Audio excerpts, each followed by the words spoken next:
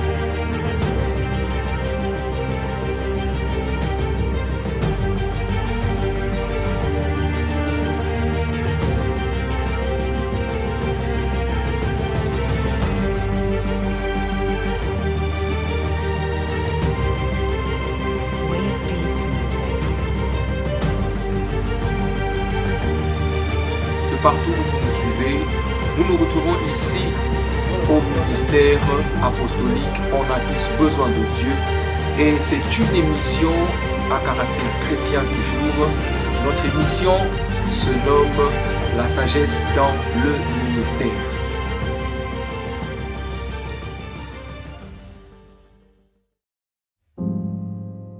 Shalom peuple de Dieu, vous nous suivez en direct de l'émission OTBD qui veut dire on a tous besoin de Dieu. Alors moi c'est monsieur Ami Moussoun, je suis présentement le présentateur de cette très belle émission. Alors aujourd'hui nous avons reçu ici sur place dans le plateau un homme de Dieu qui va pouvoir nous parler de son parcours avant que le Seigneur le rencontre et par quoi est-ce qu'il est passé, comment ça s'est passé, comment ça a été son histoire, raison pour laquelle nous disons on a tous besoin de Dieu. Bonjour homme de Dieu. Bonjour. Et est-ce que vous pouvez nous parler de vous, vous présenter, comment vous appelez, d'où vous venez Merci pour la parole. Moi, c'est M. Rodriguez Swani, porteur de la vision du ministère apostolique. On a tous besoin de Dieu à Kinshasa, Mongafula. Alors, homme de Dieu, est-ce que vous pouvez nous parler brièvement de ces parcours importants qui vous a poussé à amener ces concepts? On a tous besoin de Dieu. Merci. C'est en 2016 que le Seigneur m'a parlé, m'a révélé ce nom. Ce nom était en train de retentir dans mon cœur, dans mes oreilles. OTBD, je ne comprenais pas. Et puis le Seigneur, après quelques temps, le Seigneur m'a fait comprendre de quoi est-ce qu'il s'agissait. OTBD qui veut dire « On a tous besoin de Dieu ». C'était en 2016 que le Seigneur m'a parlé de cette vision. Et c'est même le nom du ministère que je suis en train de diriger. Par la grâce de Dieu, on a tous besoin de Dieu. Voilà. Que vous pouvez nous parler, homme de Dieu, de exactement par quoi est-ce que vous êtes passé? Qu'est-ce qui s'est réellement passé pour que vous compreniez l'importance des dieux dans la vie d'une personne? Déjà, je suis né dans un quartier chaud, Lingwala, la commune de Lingwala. Okay. Mais lorsque j'avais 10 ans, j'ai intégré une église. J'étais chanteur de l'Éternel à l'église EPED, église pentecôtiste Les Élus de Dieu. J'avais, je crois, pratiquement 10 ans. Lorsque nous avons déménagé à Lingwala pour venir à Mongafula, j'ai rencontré des amis avec qui j'ai créé un groupe, de Four Brothers, les 4 frères. Il y avait Rigo Mupondo, Yannick Beckham, Joël Beckham et moi. On a monté ce groupe de musique. À l'époque, on était dans le zouk, l'R&B, le slow. Et on a fait quelques clips. Et après ce moment, j'étais déjà prêt à sortir mon album Monda. Okay. Et c'est à ce moment-là qu'il y a eu un déclic. Le Seigneur m'est apparu pour me parler afin d'abandonner cette vie, afin d'abandonner cette musique que j'étais en train de faire. Voilà. Ok. Et quel a été le déroulement de ce trafic, de cet instant, de ce parcours, pendant que vous étiez dans la musique mondaine, pendant que vous étiez encore... déjà, comment vous appelez étant chanteur? Oui, lorsque je faisais la musique mondaine, on m'appelait Gez la Star. Oui, vu que mon vrai prénom c'est Rodrigue, mais le nom scénique était Rodriguez. Okay. Et mon ami a voulu m'appeler Gez la Star. C'est comme ça que... Ok, alors est-ce que vous pouvez nous parler de messieurs Gez la Star et aujourd'hui homme des dieux, apôtre Rodrigue? Est-ce que vous pouvez nous parler de ces changements, de ces shifts? Il y a un très grand changement. Déjà, j'allais à l'église, j'ai donné les offrandes, j'ai prié. Mais je ne me rendais pas compte que je n'étais pas enfant de Dieu. Parce qu'il y a une différence. Beaucoup de gens font cette erreur de penser, je peux être enfant d'un pasteur, d'une servante de Dieu, je donne des offrandes, ma dîme, je vais à l'église, je suis dans le protocole ou peu importe. Mais cela ne fait pas de nous des enfants de Dieu. Il faut rencontrer Jésus-Christ. Il faut lui donner sa vie, l'accepter comme Seigneur et Sauveur personnel dans ta vie. C'est alors que tu deviens enfant de Dieu. Alors j'étais en plein studio à Maman Mobutu, si j'ai encore une bonne mémoire. Non, plutôt à la Cité Verte. J'étais en train d'enregistrer un son et il y a une sœur qui est venue. Elle était en train de capter, de kiffer ce que j'étais en train de faire. Elle a demandé à l'arrangeur de son si on peut faire un featuring. Elle habite l'Angleterre. La sœur Cory Galliano. Et elle a demandé qu'on fasse un featuring. C'est alors, après qu'on ait fait cette chanson, elle est rentrée chez elle en Angleterre. Elle m'a envoyé le CD pour faire la promotion. Là, je venais même de sortir mon clip aussi qui passait à la télé à l'époque. Et toutes les fois que j'ai rencontré les gens me disaient « Tu chantes très bien, mais pourquoi tu ne chantes pas pour la gloire de Dieu ?» C'est là que ça a commencé. Toutes les personnes que j'ai rencontrées me disaient toujours la même chose. Alors j'ai voulu faire un deal avec Dieu. J'ai dit « Seigneur, si réellement c'est toi qui me parles au travers de toutes ces personnes, j'irai en jeûne de 7 jours. Si seulement tu m'inspires une seule chanson qui vient de toi, j'abandonne la musique que je suis en train de faire. » Le 5e jour, le Seigneur m'a bombardé plus de 2-3 chansons. Et c'est alors que j'avais compris que le Seigneur m'appelait à arrêter, à abandonner avec la musique mondaine pour chanter pour sa gloire. Et dites-nous un peu, homme de Dieu, il a suffi juste que les gens vous disent simplement que vous devrez chanter pour le Seigneur ou exactement, j'aimerais savoir exactement, quelque part là, il y a quelque chose que nous voudrons entendre. Quelque part là, qu'est-ce qui s'est vraiment passé? Déjà, ce n'était pas ma volonté d'abandonner. Vous savez, presque toute ma vie, je l'ai vécu en faisant la musique mondaine. Moi, c'est vraiment mon domaine, le zouk, le slow, l'R&B et tout. C'était ça mon monde. Alors, ce ne sont pas les gens qui m'ont dit d'abandonner la musique mondaine. Les gens me proposaient, tu chantes bien, pourquoi tu ne chantes pas pour la gloire de Dieu? Et ça m'empêchait de dormir. Et un jour, j'ai rencontré le pasteur Lévi Kongolo, qui est le pasteur titulaire des églises Terre Sacrée. C'est lui qui m'a pris dans sa voiture. Il m'a dit, je me rappelle de cette phrase, il m'a dit, Rodrigue, je te vois souvent dans des arrêts de bus, mais aujourd'hui, je t'ai vu seul. J'ai suivi ton clip à la télé, mais pourquoi tu avais des boucles d'oreilles? Pourquoi il y avait des whisky? Pourquoi il y avait des femmes tout autour de toi qui dansaient et tout? Tu dois chanter pour la gloire de Dieu. J'ai dit non, mais moi je suis Rodriguez la star et tout, j'ai pas besoin de ça et tout. Et il m'a dit, c'est lui qui m'a dit, tu finiras par chanter pour la gloire de Dieu.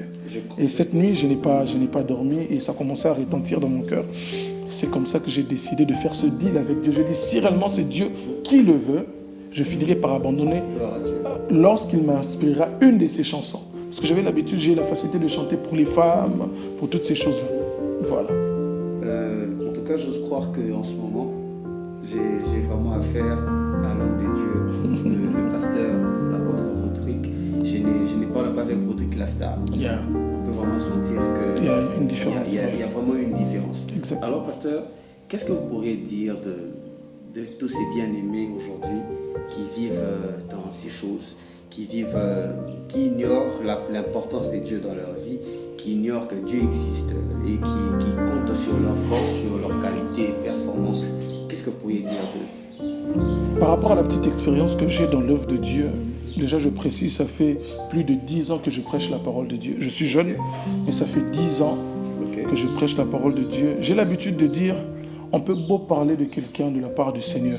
Ce n'est pas nous qui allons changer la vie de cette personne, mais c'est la puissance du Saint-Esprit derrière les paroles que nous sommes en train de dire à cette personne pour pouvoir l'amener à Christ. J'ai un slogan que je dis souvent, c'est à chacun son domaine, mais que tout soit pour la gloire de Dieu. On peut être footballeur, mais qu'on le fasse pour la gloire de Dieu. On peut être chroniqueur, on peut être ingénieur en bâtiment, on peut être tout ce que vous voulez, mais qu'on le fasse pour la gloire de Dieu. Tout est permis, mais tout n'est pas utile. Alors je dirais ceci, je ne suis pas contre ce que les autres font, mais ils doivent se poser 5 questions. 5 questions. J'ai 5 questions. Alors, la première des questions, c'est le premier G, le grand G. Est-ce que ce que je suis en train de faire, c'est pour la gloire de Dieu? Ça, ce sont les questions que les gens doivent se poser à la maison. 5 questions. La première, le grand G, qui veut dire gloire. Est-ce que ce que je suis en train de faire dans ce monde donne gloire à Dieu? Ça, c'est la première des choses. La deuxième des choses, c'est le grand E. Est-ce que ce que je suis en train de faire édifie les gens? La troisième des choses, c'est le grand S. Est-ce que ce que je suis en train de faire ne sera pas un scandale? La quatrième question à se poser, est-ce que ce que je suis en train de faire est utile? Et la dernière question, le grand M, est-ce que c'est le moment de faire ce que je suis en train de faire? Si on se pose ces 5 questions, on aura une vie un peu plus facile par rapport à ce que nous sommes en train de faire. Est-ce que, pasteur, vous pourriez essayer de recommencer un peu ces questions? Pour ceux qui notent, ils peuvent encore prendre le temps de bien entendre ça. Okay. Et si vous pourriez aussi nous donner le passage, passage qui accorde... Ok, ce que je suis en train de dire. D'accord, il n'y a pas de problème. Je parlais de G-E-S-U-M. Okay. Le grand G, vous devez vous poser la question de savoir, est-ce que ce que je suis en train de faire, peu importe le domaine où vous vous retrouvez, ce que je suis en train de faire, est-ce que cela donne gloire à Dieu? Ça, c'est le grand G. La deuxième question, est-ce que ce que je suis en train de faire, c'est le grand E? Est-ce que ça édifie? La troisième de chose à savoir, est-ce que ce que je suis en train de faire ne sera pas un scandale? Ça, c'est le grand S. La quatrième question que vous devez vous poser, est-ce que ce que je suis en train de faire actuellement, est-ce que cela est utile? Et la cinquième question qu'on doit se poser, est-ce que c'est le moment? C'est le grand M. Est-ce que ce que je suis en train de faire, c'est le moment? Il y a une différence entre le Seigneur t'appelle et le Seigneur te dit d'aller faire ce qu'il te demande de faire. Je peux recevoir l'appel de Dieu, mais je n'ai pas le go de Dieu. Voilà. Est-ce que ce que vous êtes en train de faire, bien aimé, est-ce que c'est le moment de le faire? Voilà pourquoi est-ce que beaucoup de gens prient et ne reçoivent pas l'exaucement de la part du Seigneur. Ce n'est pas que Dieu ne veut pas. Mais la bonne question est, est-ce que ce que je suis en train de demander, est-ce que je sens que c'est le moment de le recevoir? Je donne un exemple très simple. Admettons qu'une fille qui a 5 ans qui vient à l'église, elle prie, Seigneur, donne-moi mon homme, je dois me marier. Dieu écoute la prière, mais Dieu ne peut pas exaucer parce que ce n'est pas le moment pour elle de se marier. Donc c'était un peu ça pour que les gens puissent comprendre de quoi je suis en train de parler. Alors, peuple de Dieu, pour vous tous qui nous suivez, j'espère que vous êtes en train d'être bénis en ce moment-ci. Vous êtes en train d'être édifiés par tout ce qui est en train de se dire au canal de l'homme de Dieu ici présent. Et dites-nous un peu, pasteur, dites-nous, homme de Dieu, quel est votre témoignage de ce qui s'est passé? Et quand vous dites que on a tous besoin de Dieu, de manière ciblée, quel est votre témoignage de l'apport de Dieu dans votre vie, de ce que vous avez été avant et aujourd'hui? Il y a une grande différence. Déjà, lorsque je faisais de la musique mondaine, je le faisais pour moi, pour ma propre gloire. Je pouvais chanter pour les femmes, je pouvais faire des chansons qui parlent de boîte de nuit, de prendre de l'alcool, de danser avec des sous-vêtements et toutes ces choses-là. Alors, la différence est que ce que je le faisais pour ma propre gloire. Et maintenant, lorsque j'ai abandonné la musique mondaine pour chanter pour la gloire de Dieu, tout ce que je le fais pour la gloire de Dieu. La gloire de Dieu. Voilà. J'étais en train de faire la boxe, qui n'est pas mauvais. J'étais dans le basketball, j'ai fait les jujutsu. Ce n'était pas mauvais. Mais je ne le faisais pas pour la gloire de Dieu. Il y a une différence parce que je vois aujourd'hui les gens qui chantent. Ce n'est pas parce qu'on met le nom de Dieu dans une chanson. Cela fait de la chanson, ça parle de Dieu. Voilà, la bonne question à se poser, quelle est la motivation? Pour chanter pour la gloire de Dieu, il y a 2 grandes choses. La première des choses, tu dois être enfant de Dieu. Tu ne peux pas chanter de la part du Seigneur si tu n'es pas né de nouveau. La deuxième des choses, il faut savoir c'est quoi la source d'inspiration. Si ce n'est pas le Saint-Esprit, alors pose-toi la question qui t'inspire. Les 2 bonnes questions qu'on doit se poser lorsqu'on chante pour la gloire de Dieu. La source de provenance de ton inspiration et si tu es né de nouveau. Voilà. Alors la différence est que ce que je faisais avant, je le faisais pour moi. Et ce que je fais maintenant, je le fais non seulement pour la gloire de Dieu, pour édifier, pour attirer un grand nombre à Christ, parce que la Bible dit, allez faites de toutes les nations les disciples, en les baptisant au nom du Père, du Fils et du Saint-Esprit, enseignez-leur à observer la loi de l'Éternel. Donc ce que je fais, c'est au-delà des frontières, c'est au-delà des limites du continent africain. Et voilà la différence. Avant, je le faisais pour moi, maintenant je le fais uniquement pour la gloire de Dieu. J'ai aimé ce que vous avez dit tantôt. Vous avez dit que ce que vous faites, c'est au-delà du continent africain. Exactement. Parce que nous parlons de Dieu. Dieu est au-delà de la race, Dieu est au-delà de la couleur de la peau, Dieu est au-delà de nations, au-delà de nos drapeaux. Et Dieu est Dieu. C'est pas une fonction. Dieu est son nom. Alors, pasteur, pourquoi nous avons besoin de Dieu? Pourquoi quelqu'un qui vit aisément sa vie, qui a ce qu'il faut, qui est tranquille, et pourquoi il doit avoir besoin de Dieu? Ça, c'est une très belle question. Alors, j'aimerais beaucoup plus m'adresser aux personnes qui disent « Voilà, Dieu n'existe pas, l'homme blanc nous a amené la Bible », toutes ces choses qui se racontent un peu partout dans les réseaux sociaux. Posez-vous la question de savoir, vous venez d'où? Vous venez d'où? Vous n'êtes pas un extraterrestre. Même un extraterrestre vient de quelque part. Extraterrestre, il est en dehors de la Terre. Je poserai la question. Je ne suis pas permis de poser des questions, mais je pose la question aux personnes qui sont en train de nous suivre. Vous pouvez vous imaginer lorsque deux personnes se marient, excusez-moi pour cet exemple, lorsque deux personnes sont dans leur intimité, des personnes mariées, bien sûr, il y a un liquide qui rencontre un autre. Comment est-ce que la dent sort? La dent qui est solide. Il y a un liquide qui est libéré et puis il y a fusion. La dent, les ongles, lorsque vos ongles sont en train de pousser, lorsque les cheveux sont en train de pousser, vous ne sentez rien. Au début, c'était un liquide et par après, il y a des choses solides qui sortent du liquide. C'est-à-dire, au fait, les gens qui ne croient pas que Dieu existe, je leur comprends. La Bible dit dans Ecclésiaste 3:1, il y a un temps pour toutes choses sur la terre. Il y a des moments où si je te prêche la parole de Dieu, admettons que tu as 15 ans, tu ne crois pas, tu es dans tes délires, tu es dans tout ce que tu veux. Mais peut-être qu'à 20 ans, la parole de Dieu va retentir dans ton cœur. Tout un chacun de nous, et ceux qui se disent athées, sont au courant, au fin fond de leur cœur, qu'il y a un Dieu quelque part qui existe. Mais les personnes qui sont mortes aujourd'hui, nous ne sommes pas meilleurs que ces personnes. Pourquoi est-ce que le Seigneur nous a laissé en vie et certaines personnes sont mortes? Voilà. Donc, on a tous besoin de Dieu, que tu sois occultiste, magicien, marabout, homosexuel, lesbienne, peu importe ce que vous faites ou ce que vous voulez faire. N'oubliez pas, à la fin, nous serons obligés de rendre compte à Dieu.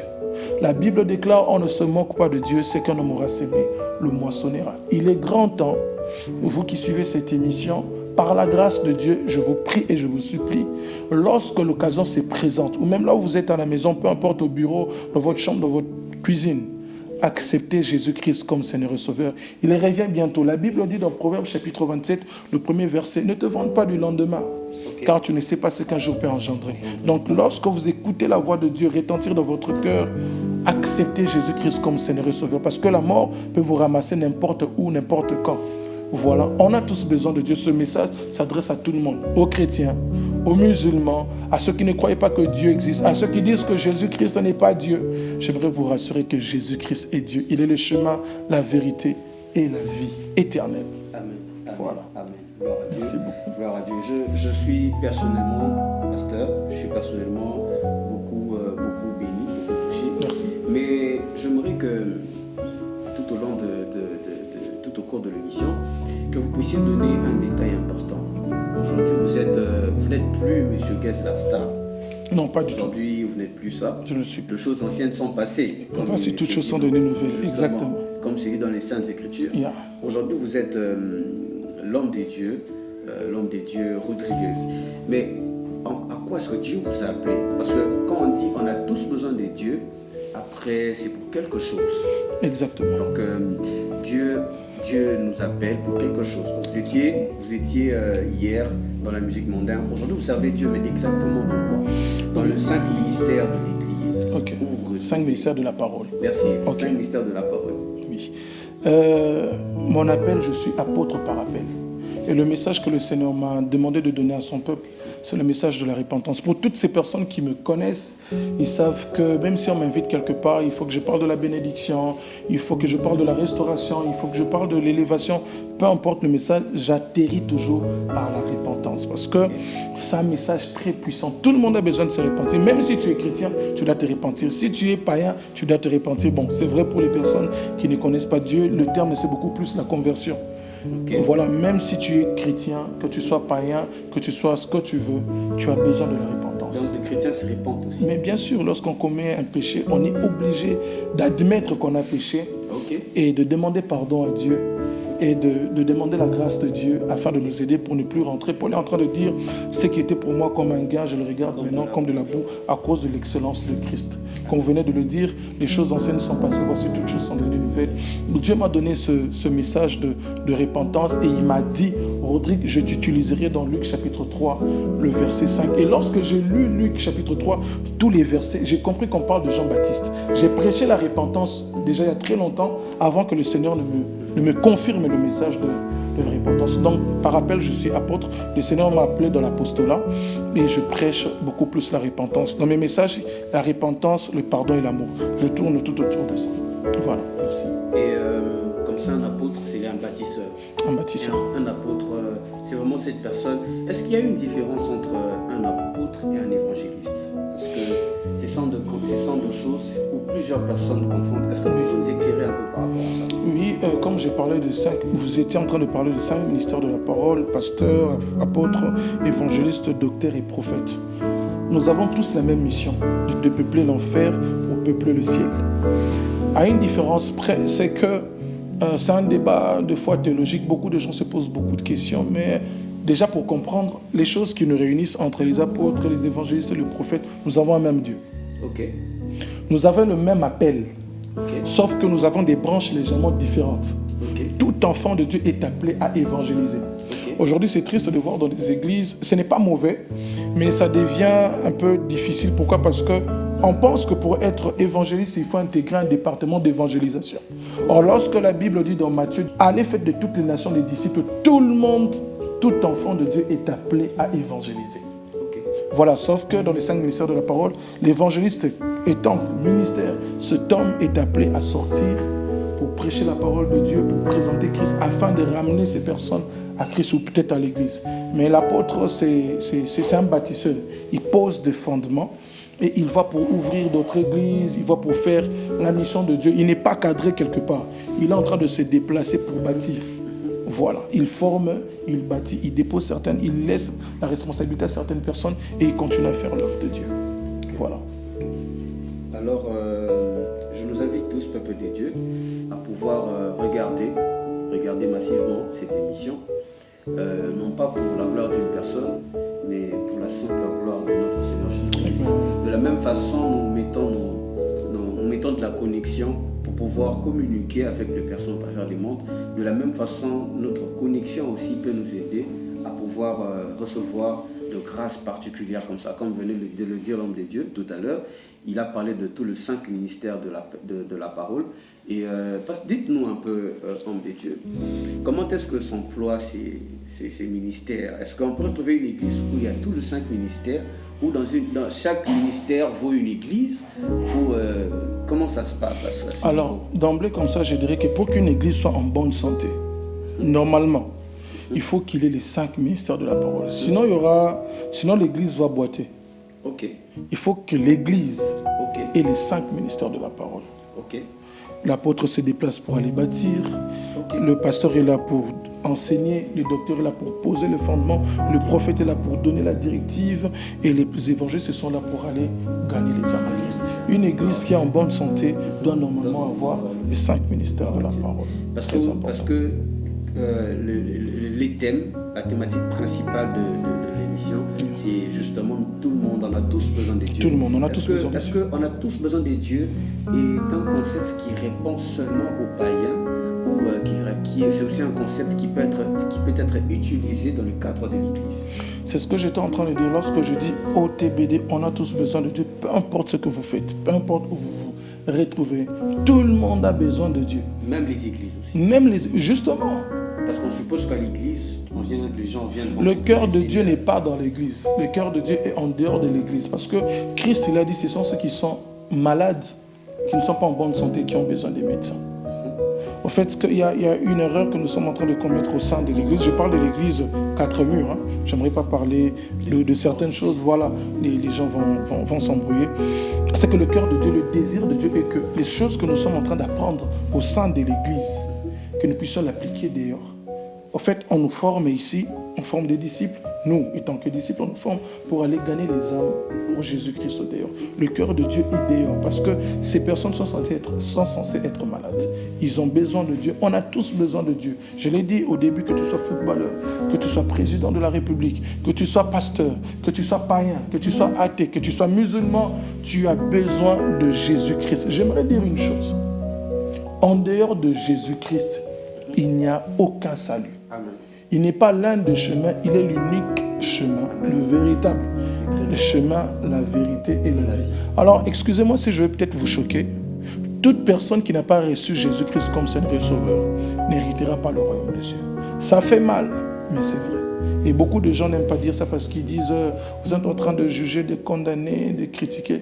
Je ne condamne personne, je ne juge personne. Nous avons le choix Dieu ne nous impose pas de devenir enfant de Dieu. Il te propose. Il a dit, voici, je mets devant toi la vie et la mort. Il te propose, il ne t'impose pas. Et les gens seront étonnés de se retrouver en enfer. Mais j'allais à l'église, j'ai donné les offrandes, toutes ces choses-là ne font pas de vous les enfants de Dieu. Il y a une différence. Nous sommes tous créatures de Dieu. Mais nous ne sommes pas tous enfants de Dieu. Il y a une nuance. Voilà. Donc, si vous n'avez jamais reçu Jésus-Christ comme Seigneur et Sauveur de votre vie, aujourd'hui, n'attendez pas. Il se tient devant la porte de ton cœur. Dieu passe par n'importe qui. Aujourd'hui, peut-être qu'il passe par moi pour te lancer ce message. Toi qui es à la maison, toi qui mènes une vie de péché, de fornication, tu es ivrogne, tu es dans la sorcellerie, dans l'occultisme, tu es dans le vol, tu es dans l'escroquerie, dans les trucs bizarres. Accepte Jésus-Christ comme Seigneur et Sauveur, tu abandonneras cette mauvaise vie. Moi aussi, j'ai eu une très mauvaise vie. Lorsque j'étais dans la musique mondaine, vous voyez, j'avais un piercing ici, j'avais un grand tatouage, je faisais des choses avec des filles, c'était pas bien, parce que je ne connaissais pas le Seigneur en réalité. Pour qu'une personne abandonne la cigarette, ça c'est un exemple, il doit comprendre que la cigarette elle est mauvaise. Il y a la nicotine. Au fur et à mesure que tu es en train de fumer, lorsque la nicotine atteint un taux élevé dans ton sang, ça te complique la vie. En fait, il faut que quelqu'un voie que mon tumor a belli poumon, pour en réaliser que la cigarette elle est mauvaise. Mais lorsque tu fumes, tu te dis que c'est bien, voilà. Mais après, il y a des conséquences. Comme disent les jeunes, plane. Voilà. C'est bien de planer, mais après il faut redescendre. Voilà, donc. En tout cas, gloire à Dieu, que le Seigneur soit béni. Je voudrais dire quelque chose de très important à tout le monde qui nous regarde en ce moment-ci. On a tous besoin de Dieu, n'est pas seulement une thématique, mais ça doit être une vie. Exact. On a besoin de Dieu. Et vous qui entendez cette chose, vous devrez comprendre que vous avez besoin de Dieu et nous avons tous besoin de Dieu dès maintenant. Peu importe dans la vie où vous menez, peu importe dans quoi est-ce que vous êtes, le Seigneur Jésus vous appelle. Et il a besoin de vous maintenant. Il y a, je crois que je ne me trompe pas, pasteur, il n'y a pas un péché que Dieu ne saurait pas pardonner. Je crois que là, ça c'est une question bien... Je crois que c'est le cas parce que c'est une conviction à moi, mais je ne sais pas si j'ai les monopoles. Alors, je vais répondre. Il y a un seul péché que Dieu ne pardonne pas. Dans la Bible, je n'invoque pas. C'est le blasphème contre le Saint-Esprit. Amen. Je peux voler, je me répands. Je tombe dans la fornication, je me répands. Je peux escroquer quelqu'un, je me répands. Mais lorsque je blasphème contre le Saint-Esprit, c'est dans la Bible. La Bible dit il n'y a plus de pardon pour ça. Alors faisons très attention à ce que nous écrivons dans les réseaux sociaux, Facebook, WhatsApp. Lorsqu'on fait des sales blagues au nom de Dieu, c'est très compliqué. Le seul péché que Dieu ne pardonne pas, c'est biblique. Alors Seigneur, dites-nous, homme de Dieu, on a tous besoin de Dieu. C'est une simple thématique, c'est un ministère, c'est une église ou c'est simplement une pensée? Non, c'est toute une église, c'est toute une structure. Bon, vu que j'aimerais pas embrouiller les gens, c'est un ministère apostolique. Okay. On a tous besoin de Dieu. Okay. Ça, c'est la vision que le Seigneur m'a donnée. Là, ça, c'est la vision que le Seigneur vous a donnée à vous personnellement. Mais comment vous avez reçu le Seigneur, vous avez une vision, vous avez commencé directement à exercer, ou vous êtes passé entre les pieds d'une personne qui vous a encadré et votre père dans la foi? Oui, je suis le fils du révérend pasteur Gédéon Nestor Lumingo, que je salue en passant, de l'église de la Restauration, que dirige son éminence, le docteur Sonny Mukwenze Emmanuel. Okay. Et donc, je n'ai pas commencé comme ça. J'ai un parcours. Okay. J'ai vraiment un parcours. J'ai eu le temps d'apprendre. J'ai même fait la théologie, hormis l'appel que j'ai. Okay. Je suis aussi théologien. Donc, j'ai vraiment eu le temps avant que le Seigneur ne me parle de ma vision.